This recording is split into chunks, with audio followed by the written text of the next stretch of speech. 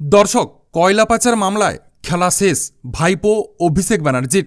আজকেই গ্রেপ্তার ৩৪৭ জন সাক্ষী দিল অভিষেকের বিরুদ্ধে, যা নিয়ে এই মুহূর্তে তোলপাড় পুরো রাজ্য রাজনীতি।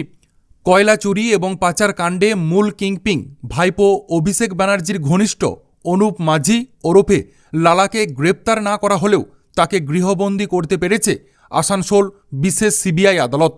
লালাকে সামনে রেখেই কয়লা কাণ্ডে তদন্তের চার্জশিট গঠন হতে চলেছে। ইতিমধ্যে দুটি চার্জশিট জমা পড়েছে।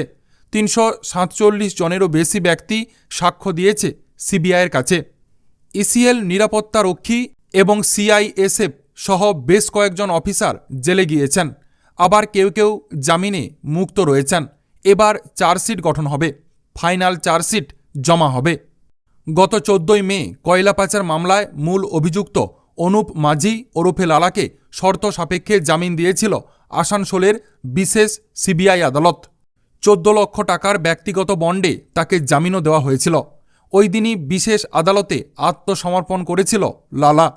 নিম্ন আদালতের নির্দেশ মোতাবেক আজ কয়লা পাচার মামলায় চূড়ান্ত চার্জ গঠন করতে হবে সিবিআইকে। তারপরই এই মামলায় বিচার প্রক্রিয়া বা ট্রায়াল শুরু হওয়ার কথা। বিশেষ আদালতের নির্দেশ, মামলার শুনানির দিনগুলিতে সশরীরে কোর্টে হাজিরা দিতে হবে লালাকে। লালাকে পৈতৃক বাড়িতে থাকার নির্দেশ দিয়েছিল আদালত। পুরুলিয়ার রঘুনাথপুর মহকুমার নিতুড়িয়া থানার এলাকার অন্তর্গত ভামরিয়া গ্রামে লালার পৈতৃক বাড়ি, সেখানেই থাকেন তার মা। এখন তাকে ওই ঠিকানাতেই থাকার নির্দেশ দিয়েছেন বিচারক। আদালতের অনুমতি ছাড়া এলাকা ছাড়তে পারবেন না লালা। ইতিমধ্যেই কয়লা পাচার মামলায় দুটি চার্জশিট পেশ করা হয়েছে, তবে এখনও চার্জশিট গঠন হয়নি। এই মামলায় আরও এক অভিযুক্ত হলেন বিনয় মিশ্র, তবে এখনও তার খোঁজ পাননি তদন্তকারীরা। তিনি নিরুদ্দেশ। চার্জ গঠনের দিন বিনয় হাজির না হলে তার বিরুদ্ধে কঠোরতম ব্যবস্থা নেওয়ার ইঙ্গিত দিয়েছিল আদালত। বস্তুত কলকাতা হাইকোর্টের নির্দেশে ২০১৯ সালের শেষে কয়লা চুরি মামলার তদন্তভার গ্রহণ করেছে সিবিআই। ২০২০ সালের ২৭শে নভেম্বর প্রথম অভিযোগ দায়ের করে কেন্দ্রীয় তদন্তকারী গোয়েন্দা সংস্থা। ২০২২ সালের ১৯শে জুলাই আসানসোলের বিশেষ সিবিআই আদালতে ৪১ জন অভিযুক্তের নামে প্রথম চার্জশিট জমা করা হয়।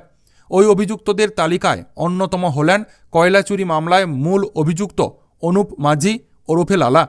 অবৈধ খননের কাজে যুক্ত লালার চার সঙ্গী জয়দেব মণ্ডল, গুরুপদ মাঝি, নারায়ণ খারকা এবং নিরোদ মণ্ডলকে আগেই গ্রেপ্তার করে হেফাজতে নিয়েছিল সিবিআই। কিন্তু মামলা দায়ের হবার পরই সুপ্রিম কোর্টে রক্ষাকবচ নিয়ে গ্রেপ্তারি এড়িয়ে গিয়েছেন লালা। তবে এক প্রকার আসানসোল সিবিআই আদালতের চাপেই গত ১৪ই মে সিবিআই আদালতে হাজিরা দিয়ে আত্মসমর্পণ করেছে লালা। তিনি জামিন পেলেও আপাতত আদালতের নির্দেশে গৃহবন্দী রয়েছেন। আজকেই এই মামলার পরবর্তী শুনানি। এই দিন মূল চার্জশিট জমা পড়ার কথা। মূল অভিযুক্ত আত্মসমর্পণ করায় মামলার বিচার প্রক্রিয়াও এবার শুরু হবে। আদালতে সিবিআই জানিয়েছে, প্রাথমিকভাবে কয়লা চুরি মামলায় প্রায় ১,৩৭৪ কোটি টাকা লেনদেনের তথ্য মিলেছে। বস্তুত লালার নেতৃত্বেই আসানসোল, রানীগঞ্জ, বাঁকুড়া, পুরুলিয়া এবং বীরভূমের বিস্তীর্ণ কয়লা অঞ্চল জুড়েই এই অবৈধ কয়লা খাদানের রমরমা চলেছে বলে অভিযোগ।